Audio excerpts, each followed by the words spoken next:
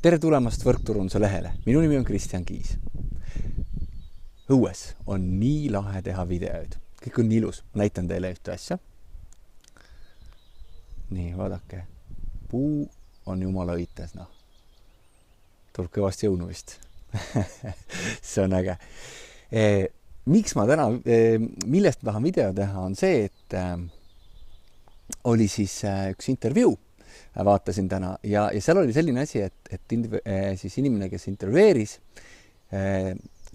inimest, kes teenib siis üle $1 miljoni aastas võrkturunduse elukutses ja ta ütles niimoodi, et aga kujuta ette näiteks 100 või 200 aasta pärast, kui sinu lapsed ja lapselapsed ja nii edasi mõtlevad, et näed, oli selline vanaema või vanaema, kes otsustas oma eluga midagi teist teha.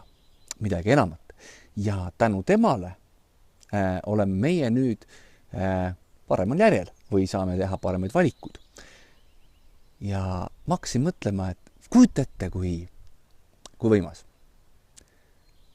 Sa saad teha midagi, mis mõjutab võib-olla päris mitut põlve. Päris mitut põlve.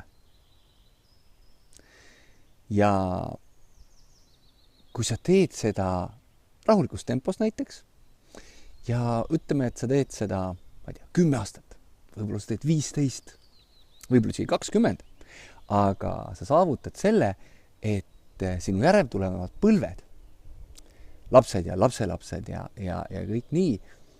Esiteks, nad saavad sinult väärikad teadmised, nad saavad hea kaasavara, teadmised, kuidas rahaga ümber käia, võib-olla ka usu meie elukutsesse ja sa suudad mõjutada väga paljusid inimesi sellel teekonnal ja jätta ilusa jälje oma perekonna pärandisse.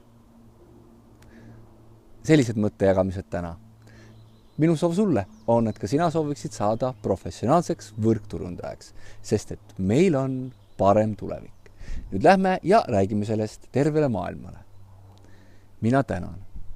Ja ära unusta kommenteerimast video alla, jagamast seda, kui sa näed siin väärtust ja aitame kõik koos seda elukutset paremaks teha. Ole äge!